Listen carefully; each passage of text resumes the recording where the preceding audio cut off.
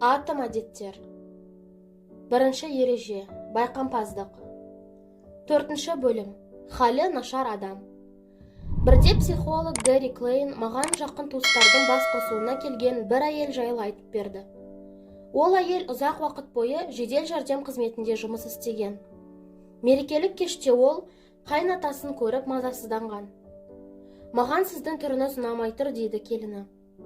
Көңілде отырған қайнатасы оған, ал маған сенің мына қарасың ұнап отырған жоқ деп қалжыңдайды. Сізге дереу дәрігерге көріну керек дейді келіні. Бірнеше сағаттан соң медициналық тексеруден өткен ер кісіге ота жасалатыны белгілі болды. Дәрігерлер оның жүрек күре тамыры бітелгенін, миокард инфарктын алу қаупі жоғары екенін анықтаған. Келіні оның жағдайын байқамағанда, ол өліп кетуі мүмкін еді. Ол атасының ауырып тұрғанын қалай байқады? Инфаркт алу қаупі барын қалай білді? Күре тамырлар бітеліп қалса, ағза ең алдымен өмірлік маңызы бар дене мүшелеріне қан жіберуді ғана ойлайды да, содан теріге жақын орналасқан шеткі аймақтарда қан айналымы нашарлап кетеді. Соның салдарынан ағзаның бетке қан тарату схемасы өзгереді. Жүрегі ауыратын адамдармен көп жұмыс істеген әйел дәл осы схеманы бірден анықтауды үйренген. Дәл сол сәтте ол қайнатасынан нақты қандай өзгеріс байқағанын сөзбен түсіндіріп бере алмады. Алайда оның денсаулығында ақау барын бірден білді. Осыған ұқсас оқиғалар басқа салаларда да жиі болып тұрады. Мәселен, әскери сарапшылар радардағы суретке қарап-ақ жау ұшағын басқа ұшақтардан ажырата алады. Ұшақтар бірдей жылдамдықпен бір биіктікте ұшып келе жатса да, радар экранындағы сурет бір-бірінен айнымаса да, олардың кімдікі екенін ажырата алатындар бар. Парсы шығанағындағы соғыс кезінде капитан-лейтенант Майкл Райли радар экранындағы ұшақ өз аппараттарынан айнымаса да, атып түсіруге бұйрық беріп, бүтін бір линкорнды құтқарып қалды. Райли дұрыс шешім қабылдады. Бірақ шені жоғары әскери қызметкерлер офицердің ұшақты қалай танығанын түсіндіріп бере алмаған. Мұражай қызметкерлері шынайы туынды мен айнытпай жасалған көшірмені ажырата алады. Алайда олар өте ұқсас дүниелерді ажыратуға нақты не көмектесетінін дөп басып айта алмайды. Тәжірибелі рентген мамандары мидың суретіне қарап-ақ инсульттың қай бөлікте дамуы мүмкін екенін көрсетеді. Қарапайым адам оны анықтай алмайды. Әйелдің жүкті екенін шашынан білетін шаштараздар бар деп естідім. Адам миы болжам жасай алатын құрылғы. Ол қоршаған ортаны бақылап, бізге жететін ақпараттарды талдай алады. Медицина қызметкерінің инфаркт алған науқаспен жиі араласатыны, ал әскери маманның радар экранынан ұшақтарды күнде бақылап отыратыны сияқты, біз қандайда бір жайтты қайта-қайта кездестірсек, белгілі бір ақпаратты болашақта пайдалану үшін ми маңызды сәттерді бірден байқап, ерекшеліктерді жүйелеп, оларды стимул оятуға қолданады. Тәжірибе толысқан сайын, біз белгілі бір нәтиженің болатынын сездіретін стимулды ойланбай-ақ анықтай алатын жағдайға жетеміз. Ми тәжірибесінің арқасында түскен ақпаратты автоматты түрде шифрлап тастайды. Бәлкім, біз неліктен бұлай болғанын түсіндіре алмайтын шығармыз. Алайда ми үнемі үйренуден талмайды. Сол себепті ол қай стимулды қай уақытта ояту керектігін жақсы біледі. Мұның бәрі барлық әдеттің негізін қалайды. Ми мен дененің қанша әрекетті автоматты түрде жасайтынын есептеу қиын. Мәселен, шашқа тез өсуді, жүрекке қан айналдыруды, өкпеге тыныс алуды, асқазанға ас қорытуды бұйыра алмаймыз. Соған қарамастан, адам ағзасы осының бәрін автоматты түрде жүзеге асырады. Біз түсінігіміздегі меннен әлде қайда артықпыз.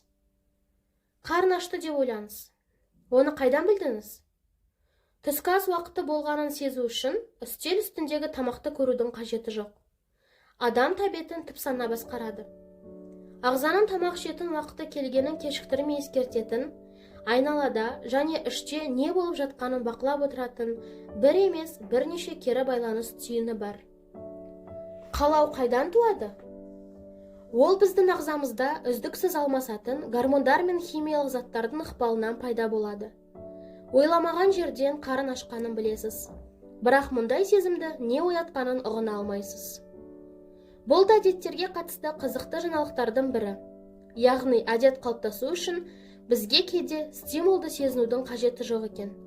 Қажеттіліктің қайдан туғанын саналды түрде түсінбей-ақ бірден әрекетке көшуге болады. Сол себепті біз әдеттің пайдасы көп дейміз. Дегенмен бұның кері жақтары да бар екенін айта кеткен жөн. Әдет қалыптасқаннан кейін автоматты түрде орындалатын әрекеттерді түп сана басқарады. Сол кезде сіз не болғанын бірден түсінбей, ескі әдетпен әрекет ете бересіз. Оны әлдекім байқап ескертпесе, мәселен сіз күлген кезде ауызды қолмен жабатыныңызды, сұрақ қояр алдында кешірім сұрайтыныңызды, немесе басқа адамның сөзін бөліп жіберетініңізді өзіңіз де байқамауыңыз мүмкін. Сонымен бірге, мұндай паттерндерді жиі қайталаған сайын, өзіңізге мен мұны не үшін істеп жүрмін деген сұрақ қоюды мүлдем естен шығарасыз. Естіген бір оқиғаны баяндап берейін. Бірде әмбебап дүкеннің кассиріне бастығы сатып алушылардың сыйлық картасын қолданған соң, оны қиып тастап отыруды өтініп тапсырады. Бір күні әлгі кассир қатарынан бірнеше адамға қызмет көрсетеді. Олардың барлығы тауар ақысын сыйлық картасымен төлейді. Ең соңындағы адам кассирге несие картасын ұсынған.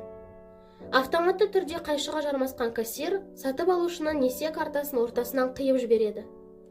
Не білдіргенін ол сатып алушының түріне қарағанда ғана түсінеді. Зерттеу барысында танысқан бір әйел бұрын балабақшада тәрбиеші болып жұмыс істегенін айтты. Одан соң кеңседегі қызметке ауысқан. Сонда ол ересектермен жұмыс істейтінін ұмытып, ескі әдетпен әріптестерінен әжетханадан соң қолдарыңды жудыңдар ма деп сұрай беретін көрінеді. Тағы бір мысал.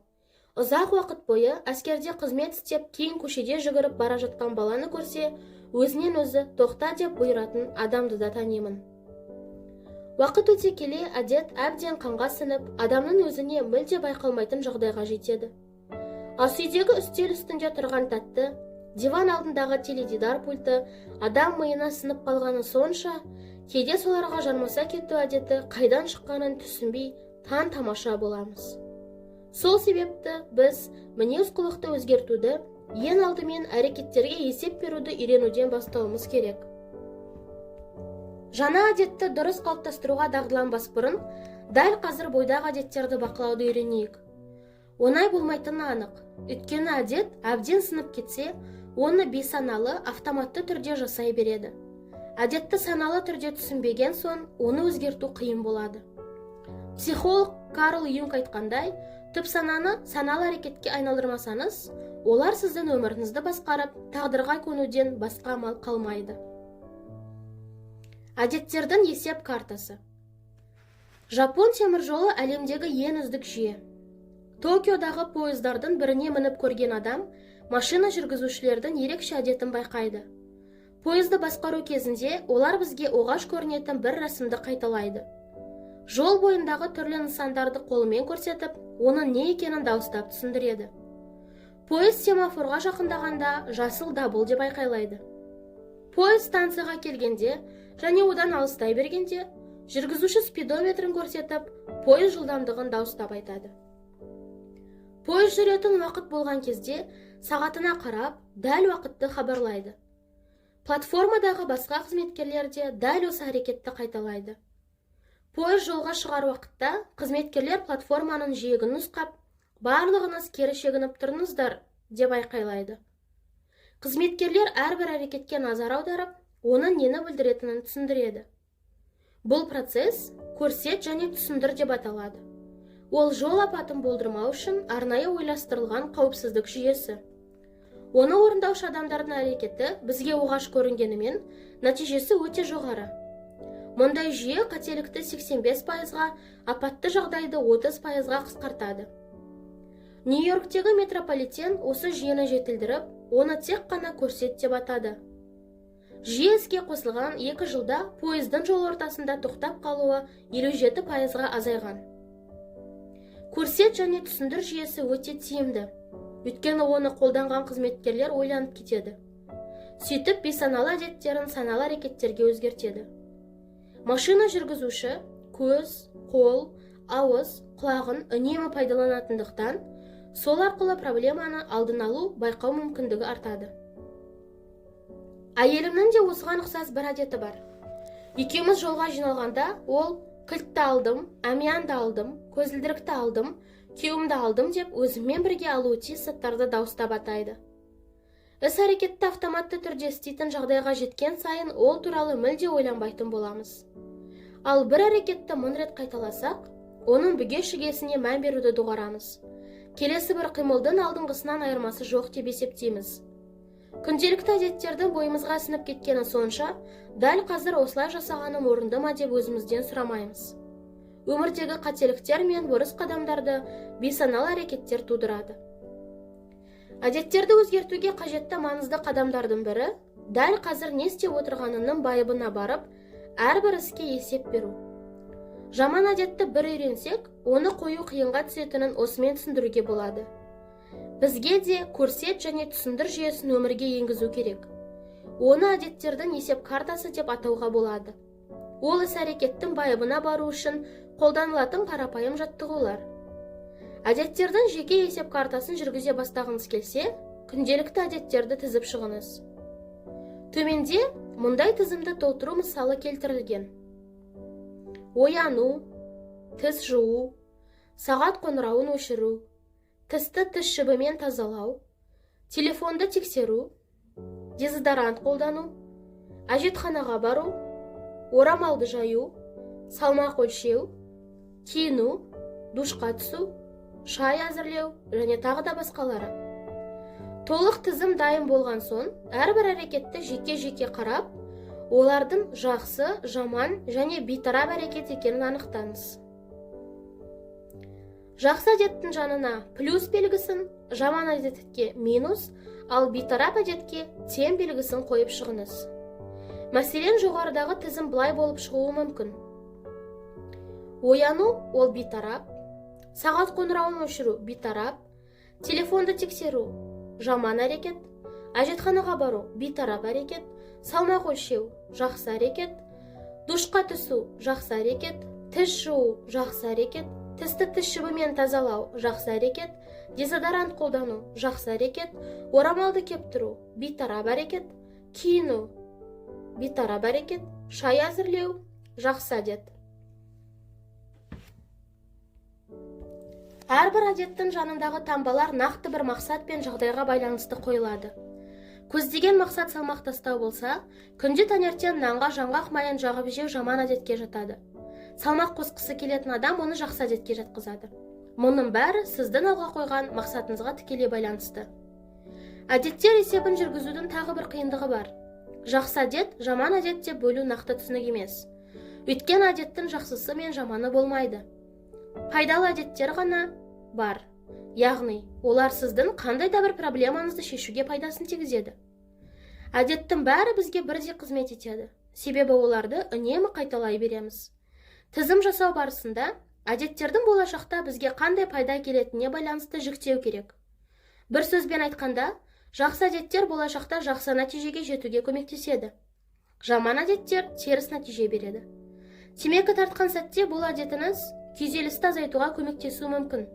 Сіз темекіні сол үшін тартасыз. Алайда болашақта денсаулыққа зиянын тигізеді. Әдеттерді жүктеуге әлі қиналып отырсаңыз, мен жақсы көретін мына бір сұрақты өзіңізге қойып көріңіз. Осы әдетім өз қалауымдағы адам болып өзгеруіме көмектесе ме? Болмысты өзгерту үшін бұл әдеттің пайдасы бар ма?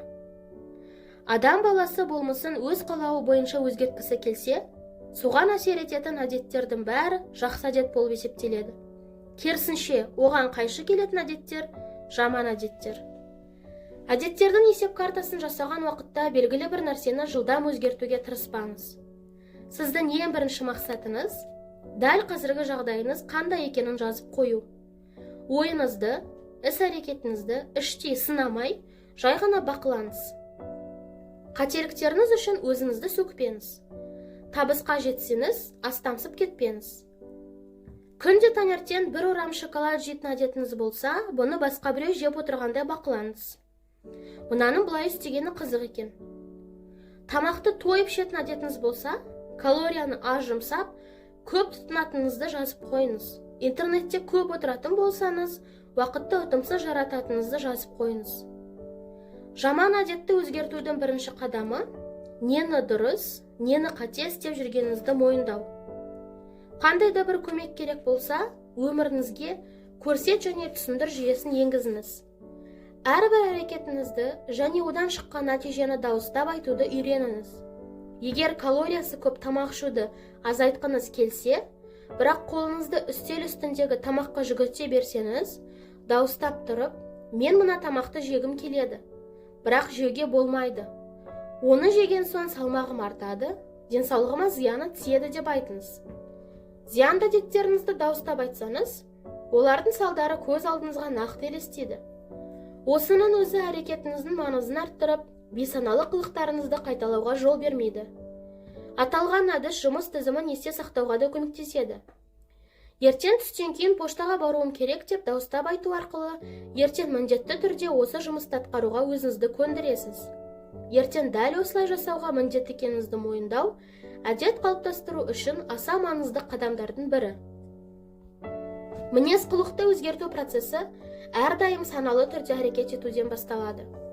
Әдеттердің есеп картасын жасау, көрсет және түсіндір секілді стратегиялар сізге әдеттерді қабылдап, оларды қалыптастыруға ықпал ететін стимулды түсінуге көмектеседі. Соның арқасында реакцияңызды өзгеріп, марапатқа жетесіз. Түйін. Тәжірибе артқан сайын, ми мұндай әрекеттен қандай нәтиже шығатынын білдіретін стимулдарды өз бетімен тудырып отырады. Әдеттер автоматты түрде орындалатын әрекетке көшкен сәтте не істеп жүргенімізге мән беруді қоямыз. Мінез-құлықты өзгерту процесі іс-әрекетіне есеп беруден басталады. Әдеттерді өзгертпес бұрын, оларды қабылдауды үйренуіміз керек. Көрсет және түсіндір жүйесі істеген ісіңіздің байыбына баруды үйретеді. Сөйтіп, бейсаналы әдеттерді саналы әдеттер деңгейіне өткізесіз. Әдеттердің есеп картасы саналы түрде әрекет ету үшін қолданылатын қарапайым жаттығулар жиынтығы.